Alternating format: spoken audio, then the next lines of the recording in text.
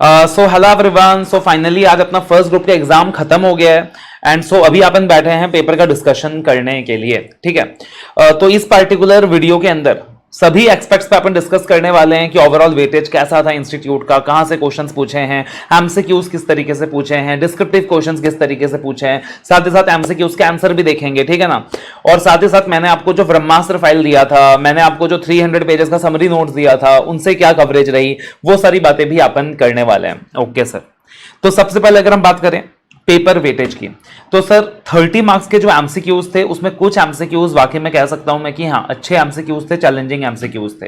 अगर on an average अगर बच्चा 20 नंबर लेके आ रहा है इन एमसीक्यूज में, मतलब बहुत अच्छा किया है उसने। ठीक है, और जो आपको मैंने ब्रह्मास्त्र फाइल दिया था ना सर, 16 पेजेस का खाली ब्रह्मास्त्र फाइल था, ओनली 16 पेजेस, जो मैंने बोला था कि एक बार देख के जरूर जाइएगा। तो उसमें से 4 नंबर का एमसीक्यूज आया है from that particular Brahmastra file, तो 4 नंबर का वहां से है। तो मैं ज्यादा तो नहीं बोलूंगा भाई कि 10-15 मार्क का आ गया, 20 नंबर का आ गया, नहीं 4 नंबर का है वहां से। बट 16 पेजेस की फाइल थी यार, तो उस हिसाब से 4 number is a adequate thing कि मैंने बोला था कि एडिशनली लेके चले जाना। उसके अलावा अगर हम बात करें तो सर स्टैंडर्ड्स ऑफ ऑडिटिंग से अगर हम बात करें तो क्वेश्चंस आए हैं सर 42 मार्क्स प्लस जो हमारे स्पेशल एसेज हैं उससे 14 मार्क्स, और प्रोफेशनल एथिक्स से क्वेश्चन आया 22 मार्क्स का। तो अगेन मैंने आपको बताया था कि professional ethics and standards of auditing that will give you around 70 marks. तो आप देख सकते हो कि 70 मार्क्स से ज्यादा का वेटेज आया है।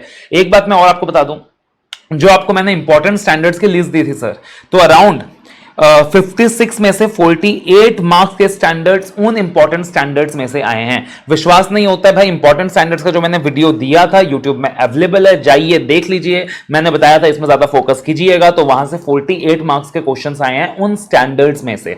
तो अगर उन स्टैंडर्ड्स में बच्चा फोकस करके गया रहेगा तो डेफिनेटली उसका यहां पे ये वाला पोर्शन बहुत अच्छा हुआ रहेगा। उसके बाद कारो से 7 मार्क्स का पेपर है, bank audit, SDG, investment and due diligence 4-4 marks का वेटेज है, एनबीएफसी से 7 मार्क्स का वेटेज है, पीएसयू से 8 मार्क्स का वेटेज है। ठीक है, तो ओवरऑल इस प्रकार के वेटेजेस हैं यहां पे। अब सबसे पहले अपन एमसीक्यू के आंसर्स डिस्कस कर लेते हैं, फिर अपन एक ओवरऑल डिस्क्रिप्टिव की तरफ आगे भरेंगे। तो अगेन एमसीक्यूज की जो पूरी कहानी वाली पोर्शन है वो अपन अवॉइड कर रहे हैं, अपन मेनली क्वेश्चंस में जा रहे हैं, उसके आंसर्स पे जा रहे हैं। और क्वेश्चंस का जो लेवल है एमसीक्यूज का, मुझे लगता है कि यार इन क्वेश्चंस को करने में एक बच्चे को तकलीफ तो आई होगी, ऐसा नहीं है कि उसके लिए इजी रहा होगा, तकलीफ तो आई होगी। मतलब यार आराम से मुझे लगता है कि एग्जाम में बच्चे का चला गया होगा यार 1 घंटा तो एमसीक्यूज में, 1 घंटा तो प्यार से चला गया होगा एमसीक्यूज में। और उसके बाद भी अगर 20 से 22 नंबर आपने करेक्ट किया है तो मतलब मैं आपको बता रहा हूं you have done very nice, मतलब बहुत अच्छा किया आपने। तो देखना क्वेश्चंस क्या हैं। सबसे पहले जो मेरा क्वेश्चन है यार, जो मुझे एमसीक्यू का सेट मिला है बच्चे से, मैं तो उसी के हिसाब से आगे भर रहा हूं। आपको हो सकता है कि अलग सेट मिला हो तो वहां पे आपके सीक्वेंसिंग अलग होगी क्वेश्चंस की, तो आप उस हिसाब से मिला लीजिएगा। तो जो पहला क्वेश्चन है ये अपने ऐसे 240 के ऊपर है। ऐसे 240 के ऊपर जो फ्रॉड रिस्क फैक्टर वाला पार्ट था, बार बार बताया था, बहुत इंपॉर्टेंट एग्जाम के लिए, और एग्जैक्टली वहीं से फ्रॉड रिस्क फैक्टर वाले पोर्शन से ये एमसीक्यू है कि टैक्स हेवन जुरिस्डिक्शन है, सिग्निफिकेंट रिलेटेड पार्टी है और फ्रॉड रिस्क फैक्टर है। तो अपन एग्जांपल डिस्कस भी किया था कि भैया अगर कंपनी के टैक्स हेवन जुरिस्डिक्शंस हैं तो वहां पे कंपनी के पास एक अपॉर्चुनिटी है कि कंपनी क्या कर सकती है सर, फ्रॉडुलेंट फाइनेंशियल रिपोर्टिंग कर सकती है। तो आई थिंक इसमें आपको एमसीक्यूज ऑप्शंस रीड करने की जरूरत भी नहीं है। अगर आपने ऐसा 240 की तैयारी अच्छे से की है, मैंने इंपॉर्टेंट भी मार्क कराया था इस पार्टिकुलर पोर्शन को, तो आंख बंद करके आप सी मार्क कर लोगे, मतलब आपको बिल्कुल भी ऑप्शंस रीड करने की भी जरूरत नहीं पड़ेगी। बाकी उसके बाद जो अगला एमसीक्यू है, now this is a nice MCQ because institute ने यहां पे गेम खेला है सर। इंस्टीट्यूट ने यहां पे गाइडेंस नोट से ये एमसीक्यू पूछा है, not from the study material, मगर थोड़ा लॉजिक लगाओगे, थोड़ी अकल लगाओगे तो आंसर कर जाओगे।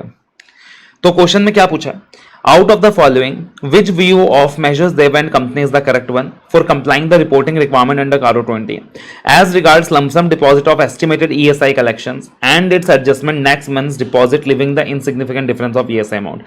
तो आप क्वेश्चन देखोगे तो क्या बोला है कि यार कंपनी कंसिस्टेंटली क्या करती है, पेमेंट वगैरह करती है ESI का, लेकिन वो एक डिफरेंस आ जाता है टोटल ड्यूज और लमसम डिपॉजिट के बीच, तो अपने को रिपोर्ट करना है कि नहीं करना है।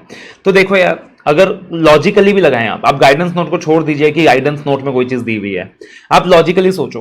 क्लॉज 7 कारो 20 में क्या बोला हुआ है कि अगर undisputed statutory dues company regularly pay नहीं कर रही है, तब जाके उसका क्या करना होता है सर, रिपोर्टिंग करना होता है, ठीक है ना। अनडिस्प्यूटेड स्टैट्यूटरी ड्यूज अगर कंपनी पे नहीं कर रही है, अब लॉजिकली सोच के देखो यार, कंपनी पे कर रही है, थोड़ा बहुत डिफरेंस आ गया है, तो यार थोड़ा बहुत डिफरेंस आ गया जो कि इतना सिग्निफिकेंट नहीं है, तो अपन कभी भी ऑडिट में उस चीज को कंसिडर करते हैं क्या, नहीं करते हैं। मैंने आपको ऑलरेडी बताया है ऐसे 320 के अंदर भी कि मैटुरिटी अपन हर स्टेज में कंसिडर करते हैं, चाहे प्लानिंग स्टेज हो, चाहे एग्जीक्यूशन स्टेज हो, चाहे रिपोर्टिंग स्टेज हो। और कारो क्या हो गया, रिपोर्टिंग हो गया, तो यहां भी मैटुरिटी का ध्यान रखो यार, यहां भी मैटुरिटी का ध्यान रखो, ठीक है। तो अब देखना यहाँ पे जो ऑप्शन बी था कि depositing of ESI collections and arrears of ESI dues can not be considered as statutory dues and not to be reported, ये ऑप्शन तो हो ही नहीं सकता, तो इसको तो पहले गलत मार्क कर सकते हो। Lump sum deposit of estimated ESI amount and adjusting excess oblique deficit against the following month shall be considered as dues payable and hence to be reported। अब ये वाले ऑप्शन में और ऑप्शन ए में बच्चे को कंफ्यूजन हो सकता है। फिर पॉइंट नंबर डी में क्या दिया हुआ है कि even though the difference between total dues of ESI and lump sum deposit is not significant as per maturity concept, it shall be considered that dues have not been regularly deposited. और option number A में दिया हुआ है company consistently follows the method of payment in respect of ESI collections and the difference between the total dues and lump sum deposits is not significant as per maturity concept, it need not be considered that dues have been not regularly deposited and hence not to be reported. तो थोड़ी सी अकल लगाओ मेरे भाई, थोड़ी सी अकल लगाओ। Question direct नहीं था, एग्री, इंस्टीट्यूट के स्टडी मैट से नहीं है, गाइडेंस नोट से है, जो कारो का गाइडेंस नोट है, बट यार थोड़ी सी अकल लगाओ। मैच्योरिटी का कॉन्सेप्ट अपन हर जगह अप्लाई करते हैं, रिपोर्टिंग में अप्लाई करते हैं, ऐसा 320 में ऐसा भरा है अपन ने, तो अकॉर्डिंगली यहां पे तुम बोल सकते हो कि मैच्योरिटी कॉन्सेप्ट कारो में भी लगेगा, कारो की रिपोर्टिंग में भी लगेगा। और क्योंकि यहां पे इनसिग्निफिकेंट डिफरेंस है, तो अकॉर्डिंगली अपन यहां पे रिपोर्ट नहीं करेंगे। बट हो सकता है प्रैक्टिकल सिनेरियो में, एग्जाम प्रेशर में शायद बच्चे ने वहां पे गलत आंसर भी लिख दिया हो। उसके बाद अगला क्वेश्चन क्या है, measures they and company assigned the following procedures to internal auditors to provide direct assistance। तो डायरेक्ट असिस्टेंस कब लेना होता है, कब नहीं लेना होता है, याद कीजिए ऐसे 610 वहां पे अपन ने सिचुएशंस देखा था कि अगर रोम बहुत ज्यादा है तो अपन डायरेक्ट असिस्टेंस नहीं लेंगे, अगर जजमेंट इन्वॉल्व है, सिग्निफिकेंट जजमेंट इन्वॉल्व है, तब अपन डायरेक्ट असिस्टेंस नहीं लेंगे। फिर सिग्निफिकेंट जजमेंट कहां कहां था वो सारा कुछ भी डिस्कस किया था। अगर इंटरनल ऑडिटर ऑलरेडी किसी काम में इन्वॉल्व है तब अपन डायरेक्ट असिस्टेंस नहीं लेते थे, वो सारा कुछ था, ठीक है। अब यहां पे ऑप्शंस देखिएगा, क्या बोला है सर, बोला है कि from the above identified the appropriate procedure that can be assign to internal auditor. क्या आप असाइन कर सकते हो, तो ऑप्शन ए में दिया हुआ है, पहले ऑप्शन 1 में दिया हुआ है that relates to higher risk of ROM where the judgement required in planning the relevant audit procedures और evaluating the audit evidence gathered is more than limited. तो भाई रोम भी ज्यादा है, जजमेंट भी ज्यादा चाहिए, यहां तो आप डायरेक्ट असिस्टेंस दे ही नहीं सकते। उसके बाद क्या बोला क्वेश्चन में, that relate to work with which the internal auditors have been involved। okay, involved है internal auditor, फिर तो नहीं दे सकते यार। and which will not be reported to management or TCWG। oh my god, यहां तो कहानी चेंज कर दी एग्जामिनर ने भाई साहब। पहले बोला कि internal auditor has been involve, but उसके बाद बोल दिया कि which will not be reported to management और टीसीडब्ल्यूजी। अगर रिपोर्टिंग नहीं होना है मैनेजमेंट टीसीडब्ल्यूजी को, तो फिर अपने को फर्क नहीं पड़ेगा, अपन इंटरनल ऑडिटर को इस एरिया में डायरेक्ट असिस्टेंस दे सकते हैं। या फिर that relate to the decisions the statutory auditor makes in accordance with the standard. तो भैया अगर कोई डिसीजन स्टैट ऑडिटर को लेना है तो वो स्टैट ऑडिटर को लेना है, उसके लिए वो डायरेक्ट असिस्टेंस नहीं ले सकता, यानी आंसर में सिर्फ ऑप्शन नंबर 2 आएगा। तो अकॉर्डिंगली अपन ऑप्शन बी सिलेक्ट कर लेंगे। अगला क्वेश्चन है, measures they and company in their auditors report on the current period financial statements wants to report that Tom Limited does not want to make provision for doubtful debts in financial year 24-25, identify the correct action। तो particularly यार ये question आप read करोगे पूरा, तो पिछले साल auditor ने प्रोविजन फॉर डाउटफुल डेब्ट्स नहीं बनाने की वजह से क्या किया था, मॉडिफाइड ओपिनियन दिया था। तो करंट ईयर में ऑडिटर क्या करेगा, तो भाई सिंपल सी चीज है, करंट ईयर में भी हम क्या करेंगे, रिपोर्ट को मॉडिफाई करेंगे। करंट ईयर में भी हम क्या करते थे सर, रिपोर्ट को मॉडिफाई करते थे। और 710 में हमने क्या बोला था, क्या डिस्कस किया था कि अगर पिछले साल के ऑडिटर ने क्वालिफिकेशन दिया है तो अपना जो करंट ईयर रिपोर्ट है उसमें प्रीवियस ईयर का भी रेफरेंस जाएगा, प्रायर पीरियड का भी रेफरेंस जाएगा। 710 में ये बात आपने बहुत अच्छे से डिस्कस किया था। तो एक चीज बताना सर, पिछले साल प्रोविजन फॉर डाउटफुल डेब्ट नहीं बनाया था, उस रिस्पेक्ट में पुराने ऑडिटर ने मॉडिफाई किया था, तो इस बार मेरे को करना पड़ेगा मॉडिफाई, या ऑप्शन है मेरे पास सर करना पड़ेगा मॉडिफाई, ऑप्शन नहीं है मेरे पास। तो ऑप्शन ए में देखना कैन मॉडिफाई लिया हुआ है, ऑप्शन बी में देखना कैन मॉडिफाई लिखा हुआ है, और ऑप्शन सी में देखना विल हैव टू मॉडिफाई लिखा हुआ है, ठीक है ना। और ऑप्शन डी में देखना कैन नॉट मॉडिफाई, तो कैन नॉट मॉडिफाई तो होगा ही नहीं, ये तो काट ही दो। Can modify, will have to modify. मैं बताऊं पूरा ऑप्शन रीड करने की भी जरूरत नहीं है, यहां से समझ आना चाहिए कि ऑप्शन नंबर सी है। उसके बाद अगला क्वेश्चन, ये पार्टिकुलर क्वेश्चन कौन सा है यार, board of directors of Ved limited वाला क्वेश्चन है। अरे वो सब्सिक्वेंट इवेंट्स वाला सवाल है यार।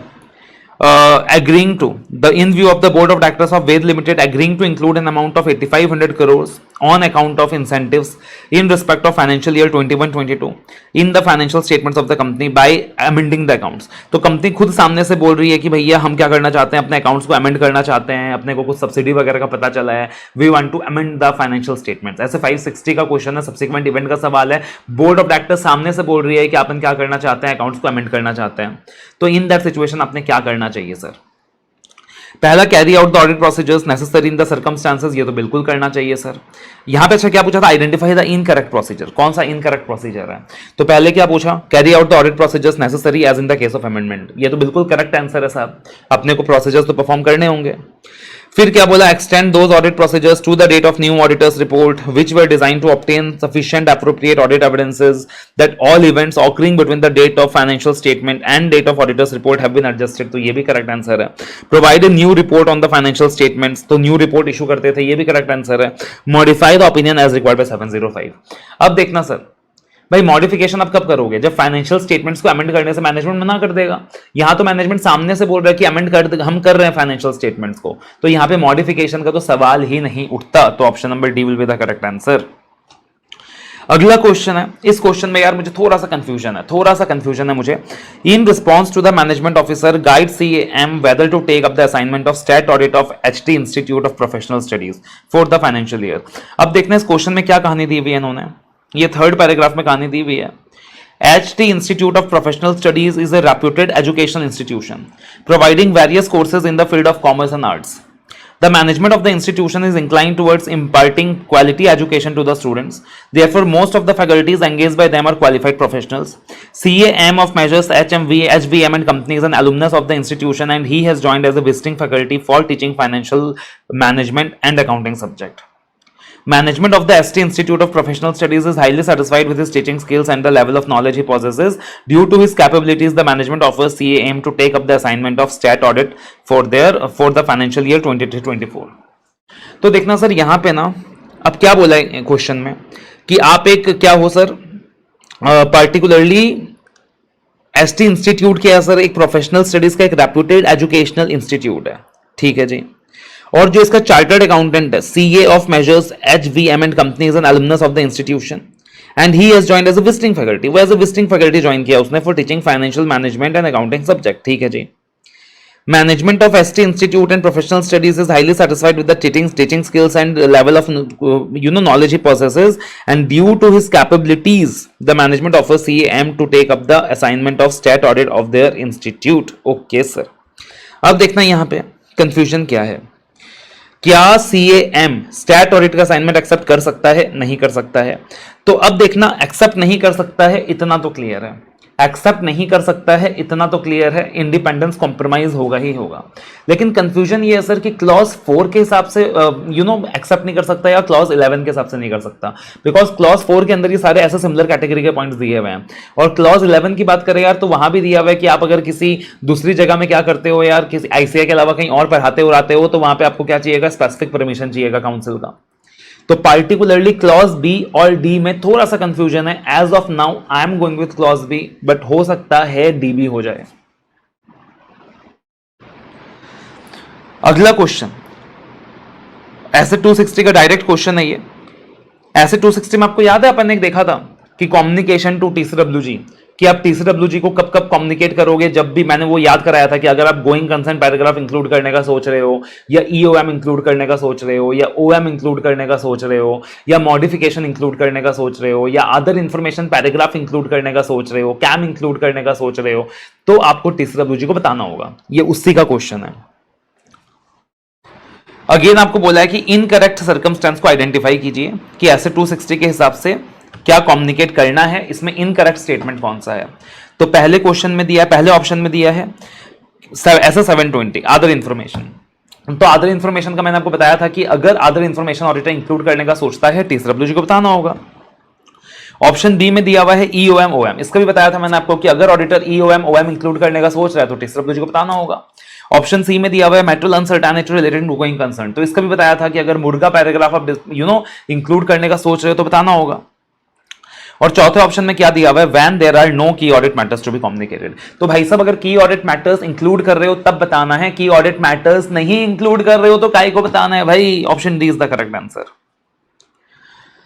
Question number 8, since there arose a doubt on the management representation and considering the responsibilities of HVM and company to obtain WR from management as per relevant standards, select the incorrect option। okay sir, incorrect option अपने को choose करना है ऐसे 580 के हिसाब से।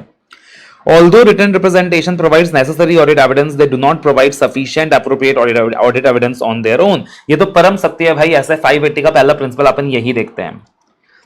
The fact that management has provided written representation, reliable written representation, affect the nature or extent of other evidences that the auditor obtains from the fulfillment of management responsibilities। यार ये तो देखते ही समझ में आ रहा है कि इनकरेक्ट है।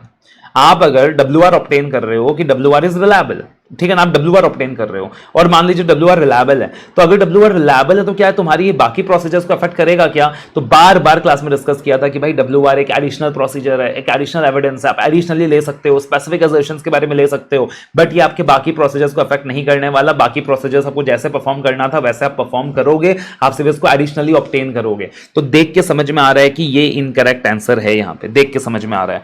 तो ऑब्वियस सा चीज है, सी और डी होना ही नहीं है, बट ठीक है फिर भी एग्जाम कंडीशन में एक बार रीड कर लेना चाहिए।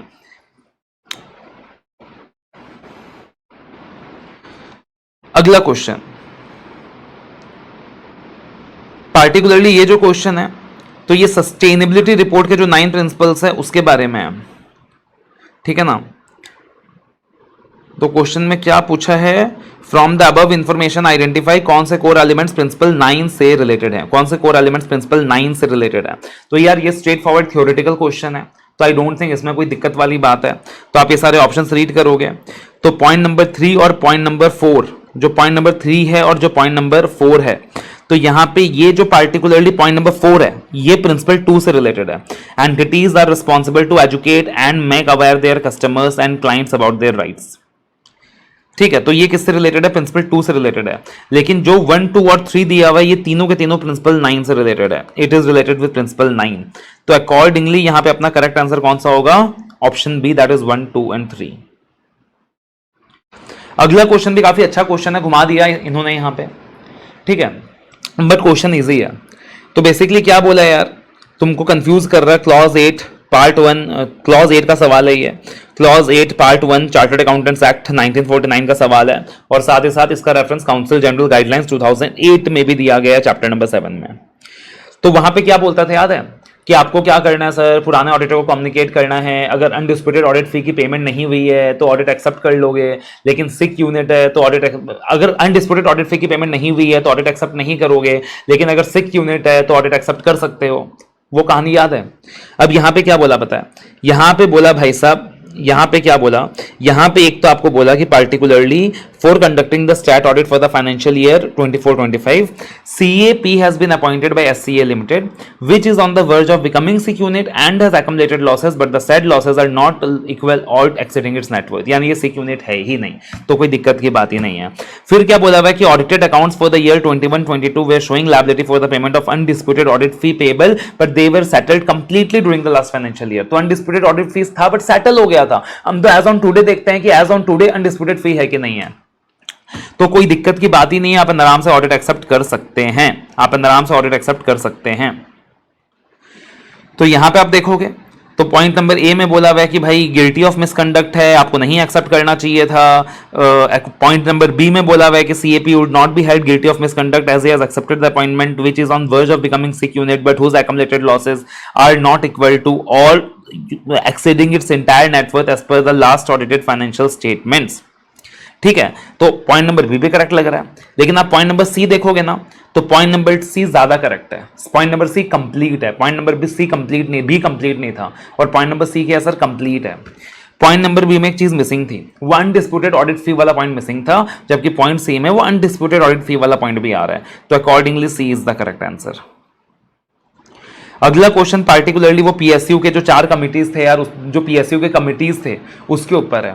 तो again this is a theoretical question, इसमें आज सच कोई तकलीफ वाली बात है नहीं। Point number D is the correct answer. तकलीफ वाली बात तब नहीं है अगर आपने पढ़ रखा है, अगर आपने पढ़ नहीं रखा कि यार कौन पढ़ेगा यार पीएसयू में इतना ड्राई टॉपिक, तब अलग चीज है। बट मैंने अपने समरी नोट्स में भी दिया हुआ है, मेन नोट्स में भी दिया हुआ है, तो आपको पढ़ लेना चाहिए। उसके बाद अगला जो क्वेश्चन है पार्टिकुलरली जिसके अंदर एनबीएफसी के क्वेश्चंस पूछे हुए हैं, तो आप देखना सबसे पहला question, based on the facts आपको कंप्यूट करना है डिमांड एंड टाइम लायबिलिटीज। तो पार्टिकुलरली ये कॉन्सेप्ट एग्जैक्टली मैंने एनबीएफसी में यही वाला कॉन्सेप्ट अपने ब्रह्मास्त्र फाइल में दिया हुआ है, ठीक है, कि पार्टिकुलरली हम जब डिमांड टाइम लायबिलिटीज का कैलकुलेशन करेंगे तो उसमें क्या माइनस होएगा, क्या माइनस नहीं होएगा, क्या माइनस होएगा, क्या माइनस नहीं होएगा। तो पार्टिकुलरली जब हम कैलकुलेशन करेंगे क्या माइनस होएगा, क्या माइनस नहीं होएगा, तो इसमें सिर्फ 2 चीजें हैं सर, इसमें सिर्फ 2 चीजें हैं जो माइनस नहीं होंगी, एक नेट क्रेडिट बैलेंस इन ब्रांच एडजस्टमेंट अकाउंट और एक interest accrued but not accounted in the books. उसके अलावा जितनी भी चीजें हैं sir, paid up share capital reserves, credit balance in P&L, loan taken from RBI, refinancing taken from the Exim bank, part amount of recoveries, margin deposit, सबका सब minus होता है, सबका सब माइनस होता है। और अकॉर्डिंगली हमारा ये जो आंसर निकल के आएगा दैट इज 18,880 करोड़। उसके बाद अगला क्वेश्चन है, ये भी भाई साहब पीएसयू से ना काफी अंदर से पूछा है कवर्ड, मेरे मेन बुक में भी कवर्ड है, समरी में भी कवर्ड है, इनफैक्ट मैंने इंपॉर्टेंट भी मार्क करा के रखा है इसको, बट काफी बच्चा ध्यान से नहीं देखेगा कि keeping in view of the information in para 4 in case of performance audit of PSU, जो एक ऑडिट डिजाइन मैट्रिक्स होता है उसमें क्या चीज कवर्ड नहीं है। तो याद है वो पूरा कॉलमनर फॉर्म में था कि एविडेंसेस होंगे, क्वेश्चंस होंगे, डाटा कलेक्शन होंगे, वो पूरा कॉलमनर फॉर्म में दिया हुआ था बुक के अंदर, इंपॉर्टेंट भी मार्क कराया था।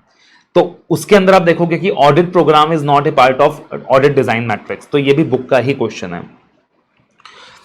अगला एमसीक्यू जो है भाई साहब, यहां पे इंस्टीट्यूट से थोड़ी गलती हो गई है, टाइपो मिस्टेक हो गया, जिस बच्चे ने इस क्वेश्चन को अटेम्प्ट किया रहेगा मेरे हिसाब से इंस्टीट्यूट फ्री के मार्क्स देगा आपको, कि based on the facts in the given para 1 you are required to arrive at the percentage.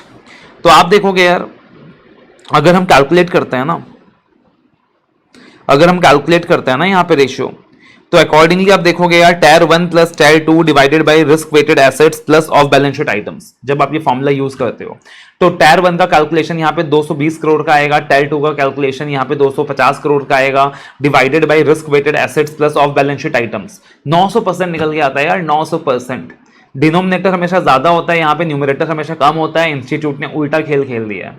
मतलब यहाँ पे इंस्टीट्यूट की तरफ से क्या सर, एक प्रिंटिंग मिस्टेक है, जिसने क्वेश्चन अटेम्प्ट किया है उसको फ्री के मार्क्स मिलेंगे, ऐसा मेरा मानना है, बिकॉज पास्ट में इंस्टीट्यूट ने ऐसा ही काम किया है। अगला क्वेश्चन सिंपल है, सीधा लेयर्स ऑफ एनबीएफसी के ऊपर है। कौन से लेयर में क्या आएगा, स्ट्रेट थ्योरेटिकल क्वेश्चन, आपको पता होना चाहिए कौन से लेयर के अंदर क्या आएगा। क्वेश्चन में क्लियर कट दिया हुआ है वो सारे अलग अलग एनबीएफसी के बारे में, तो अकॉर्डिंगली पता चलता है आपको सर मिडिल लेयर है। ये भी ब्रह्मास्त्र फाइल के अंदर दे रखा था, ठीक है जी। तो ये सारे के सारे अपने एमसीक्यूज का पोर्शन हो गया। तो जो मुझे लगता है यार कि करीबन 4 क्वेश्चंस ऐसे हैं जिसमें बच्चा पक्का गलती कर सकता है। अराउंड 22 नंबर एक बच्चा करेक्टली अटेम्प्ट कर सकता है अगर उसने एग्जाम में थोड़ा सा फोकस करके वो चला है तब। उसके बाद अगर बात करें तो डिस्क्रिप्टिव क्वेश्चंस, पहला क्वेश्चन सिंपल है यार, वो मॉनिटरिंग का क्वेश्चन है कि मॉनिटरिंग के वक्त कौन से फैक्टर्स कंसीडर करने हैं। देखो अब मेरा जो मेन बुक है ना जो क्लास में मिलता है, तो वो तो 600 साढ़े 600 पेज का, उसमें तो सब कुछ लगभग कवर्ड है ही है। मैंने ये जो मार्किंग की है ना, ये समरी नोट से की है, ये समरी नोट से की है जो 300 पेजेस के तुमको दी थी पढ़ने के लिए, कि समरी नोट्स में भी सब कुछ कवर्ड है। अगर तुमने समरी नोट्स भी फॉलो किया हो तो उसमें भी सब कुछ कवर्ड है, ठीक है। तो ये सारा मार्किंग समरी नोट से है, और उसमें भी यार मुझे ज्यादा टाइम मिला नहीं, बहुत लेट से घर में आया था, फटाफट 10 मिनट के अंदर मैंने मार्किंग की है समरी नोट से।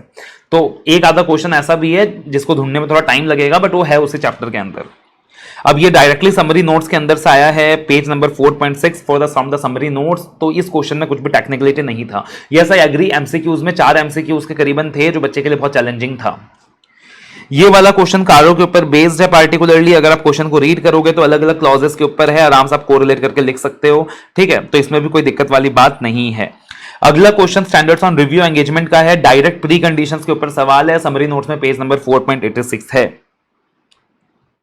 अगला क्वेश्चन वो conditional acceptance of professional ethics के ऊपर है कि वो गवर्नमेंट ऑडिट्स वगैरह में आप क्या कर सकते हो सर, कंडीशनल एक्सेप्टेंस कर सकते हो जब तक सामने वाले का रिप्लाई ना आ जाए, लेकिन आप पहले ही बता देते हो क्लाइंट को कि यार जब बाद में जब रिप्लाई आएगा तो मैं उस चीज को कंसिडर करके चलूंगा। तो क्वेश्चन उसी पार्टिकुलर पॉइंट के ऊपर है। मगर 5 नंबर का क्वेश्चन पूछ लिया। आई एग्री की बुक में भी मेरा 4 लाइन दिया हुआ था, क्वेश्चन 5 मार्क्स का पूछ लिया, तो यहां पे थोड़ा सा डिस्क्रिप्टिव वे में लिखने में आपको तकलीफ आएगी।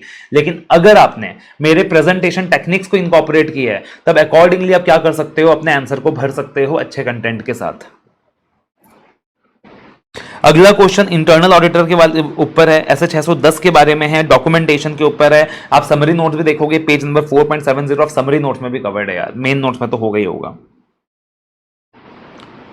अगला क्वेश्चन समरी नोट्स में कवर्ड नहीं था। अगला क्वेश्चन मेरा समरी नोट्स में कवर्ड नहीं था। फ्रैंकली मैंने उम्मीद नहीं किया था कि इतना अंदर जाके इंस्टीट्यूट पूछेगा, और एनीवेज मैं बता के चलता हूं कि यार 10 नंबर इंस्टीट्यूट बाहर से पूछ रहा है तो पूछने देना, बिकॉज वो 10 नंबर के लिए अपन उतना दिमाग नहीं लगा सकते, अपन उतना अंदर नहीं जा सकते। तो ये क्वेश्चन मेरे समरी नोट्स में पर्सनली कवर्ड नहीं था। मेन कॉन्सेप्ट नोट्स में कवर्ड था, बट समरी नोट्स में कवर्ड नहीं था। अगला क्वेश्चन प्रोफेशनल एथिक के ऊपर है, तो पार्टिकुलरली जो डिसिप्लिनरी कमेटी का अपना सेक्शन 21 है उस चीज के ऊपर है, और साथ में थोड़ा बहुत क्लॉजेस का एप्लीकेशन दिया हुआ है। अच्छा क्वेश्चन है, बट आपने डिसिप्लिनरी प्रोसीडिंग्स का पोर्शन पार्ट किया होगा तो आप अच्छे से अटेम्प्ट कर लोगे। अगला क्वेश्चन अगेन आप देखोगे सीए अमर का क्वेश्चन है। ऐसे पार्टिकुलरली ये जो क्वेश्चन है अपना, ये ऐसे 600 का क्वेश्चन है, ऐसे 600 का क्वेश्चन है। इसके अंदर जो पहला पार्ट है वो तो समरी नोट्स में दिया हुआ है पेज 4.65 में। अगला पार्ट डॉक्यूमेंटेशन का ऐसे 600 का, ये मेरी समरी नोट्स में कवर्ड नहीं था। जो नहीं था वो डायरेक्टली बता रहा हूँ यार, मैं तो हमेशा बोलता हूँ 10-12 नंबर मान के चलना कि अपने को 90 मार्क्स वहां पे आता है तो बहुत अच्छा आता है, बिकॉज वो 100 मार्क्स के लिए वो 1000 पन्नों का नोट्स फॉलो करना मतलब कोई सेंस नहीं बनता। तो फर्स्ट पार्ट 300 पेजेस का समरी नोट्स में कवर्ड था, सेकंड पार्ट कवर्ड नहीं था, ओपनली बोल रहा हूं मैं। अगला क्वेश्चन सप्लायर लेजर के ऊपर फ्रॉड का सवाल है, डायरेक्ट क्वेश्चन है समरी नोट से, पेज नंबर 9.14। अगला क्वेश्चन की ऑडिट मैटर का सवाल है, ये भी अपने समरी नोट्स में कवर्ड है। ये पेज नंबर मेरा लिखना रह गया है यहाँ पे, बट आप 701 में जाके देख लेना इंट्रोडक्टरी लैंग्वेज एंड क्या क्या चीज आप कंसिडर करोगे की ऑडिट मैटर्स के वक्त। तो पार्टिकुलरली ये भी अपने समरी नोट्स में कवर्ड है, बट मैं आपको बता दूं सजेस्टेड जब आएगा इसमें भर भर के और भी एक्स्ट्रा बातें आएंगी जो समरी नोट्स में नहीं लिखा रहेगा। तो आप मेरा प्रेजेंटेशन वगैरह सब कुछ इनकॉर्पोरेट करके चलोगे, मेन मुद्दे लिख के चलोगे तो 3 मार्क तो मिल जाएंगे वहां पे। अगला क्वेश्चन जो है पार्टिकुलरली ऐसे 805 के ऊपर है, ऐसे 805 के ऊपर है, और अपने समरी नोट्स 4.81 में कवर्ड है। ये भी मॉड्यूल का क्वेश्चन है, मॉड्यूल का क्वेश्चन बोल लो, मेरे बुक का क्वेश्चन बोल लो, समरी का क्वेश्चन बोल लो, एक ही बात है। क्वेश्चन नंबर 4C ये भी ठीक था, एज सच दिक्कत की बात नहीं है अगर सस्टेनेबिलिटी ऑडिट का चैप्टर आपने किया है। क्वेश्चन नंबर 5 है रिलेटेड पार्टी ट्रांजैक्शन का क्वेश्चन था कि आपको जैसे ही अनडिस्क्लोज रिलेटेड पार्टी ट्रांजैक्शन का पता चलेगा तो आप क्या करोगे। समरी नोट्स में कवर्ड नहीं है, मेरे मेन बुक में कवर्ड है, क्लासेस में कवर किया गया है, मेन बुक में कवर्ड है। समरी नोट्स जो कंसाइज करके बनाया था उसमें कवर्ड नहीं था। तो भाई जो मेन बुक करके चल रहा है, क्लासेस को बेस मान के चल रहा है, वो तो अटेम्प्ट कर लेगा। कोई बच्चा लास्ट में सिर्फ समरी नोट्स रिवाइज करके जा रहा है तो सॉरी, समरी नोट्स में कवर्ड नहीं था। अगला क्वेश्चन समरी नोट्स में भी कवर्ड है, मेन बुक में भी कवर्ड है, page number 4.102 that is presentation of prospective financial information SE 3400। अगला question once again summary notes में भी कवर्ड है, मेन नोट्स में भी कवर्ड है, that is professional competence due care के बारे में है, subsection 113 of chartered accountants act. अगला क्वेश्चन एनबीएफसी का अगेन समरी नोट्स में भी कवर्ड है, मेन नोट्स में भी कवर्ड है, पेज नंबर 6.7। अगला question that is engagement letter में आप क्या क्या इंक्लूड करोगे, स्टैंडर्ड ऑन रिलेटेड सर्विसेज की बात हो रही है, पेज नंबर 4.97 में समरी नोट्स में भी कवर्ड है, मेन बुक में तो कवर्ड है ही है, मेन बुक में तो कवर्ड है ही है। क्वेश्चन 6C में इंस्टीट्यूट ने गेम खेला प्रोफेशनल एथिक्स में, हमेशा मैं बोलता था परसेंटेज का सवाल इंस्टीट्यूट गेम खेल सकता है कि प्रैक्टिस की जगह सर्विस वाले का रेफरेंस दे देगा और बच्चा गलती करेगा। यहाँ पे वही काम किया है इंस्टीट्यूट ने, प्रैक्टिस की जगह सर्विस वाले का रेफरेंस दे दिया है, तो अकॉर्डिंगली यहाँ पे सर रेफरेंसेस अपने चेंज हो जाएंगे। अगला क्वेश्चन है प्रोप्राइटरी ऑडिट का, सिंपल सवाल है कि एज ए ऑडिटर आपके क्या फंक्शंस होंगे, पीएसयू ऑडिट का है, अपने समरी नोट्स में भी कवर्ड है, मेन नोट्स में भी कवर्ड है, पेज नंबर 7.6।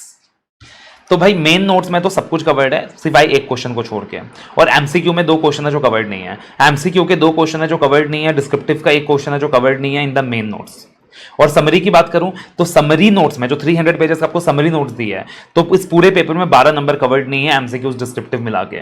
उसके अलावा समरी नोट्स में हर चीज कवर्ड है, बट एक चीज और है यार, अगर मैं बोलूं समरी नोट्स में कवर्ड है तो इसका मतलब ये जरूरी नहीं है कि तुम हर चीज लिख के आए होगे, बिकॉज मेरे लिए बोलना बहुत आसान है कवर्ड है, बट यार इतना वास्ट सिलेबस है, तुम इतना वास्ट सिलेबस है, छोटे छोटे एरिया से इंस्टीट्यूट ने सवाल किया है, तो उस चीज को रिटेन कर पाना, उस चीज को याद रख पाना, ऊपर से इस तरीके से ये क्वेश्चंस ड्राफ्ट कर देते हैं, बड़े बड़े क्वेश्चंस ड्राफ्ट कर देते हैं, एग्जाम का जो 3 आवर्स का माहौल होता है, तो यार उसमें चैलेंजिंग तो होता है बच्चे के लिए, ठीक है ना, it is challenging for the students. तो पेपर का लेवल अच्छा था, पेपर का लेवल अच्छा था, लेकिन जैसे कि मैंने आपको बोला कि भाई हमेशा एग्जाम में काम रहना है, कंपोज रहना है, शांति से अप्रोच करना है, उन एरियाज को ढूंढना है जो अपने को आता है। अगर आपने वो अप्रोच फॉलो किया रहेगा तो आपका पेपर अच्छा गया रहेगा। अब पैनिक हो गए यार, फिर कोई कुछ नहीं कर सकता। तो यही चीज आपने हर पेपर में ध्यान रखनी है सर, पैनिक नहीं होना है, पैनिक नहीं होना है, काम एंड कंपोज वे में काम करना है। Definitely questions will be from the area जो आपको आते हैं, कुछ क्वेश्चंस बाहर से भी होंगे, बट पास होने का जुगाड़ पक्का रहेगा, अच्छे मार्क्स लाने का जुगाड़ पक्का रहेगा अगर आप सब कुछ करके गए हो तो। लेकिन आप उसे कब आइडेंटिफाई कर पाओगे? अगर आप काम हो, अगर आप कंपोज्ड हो।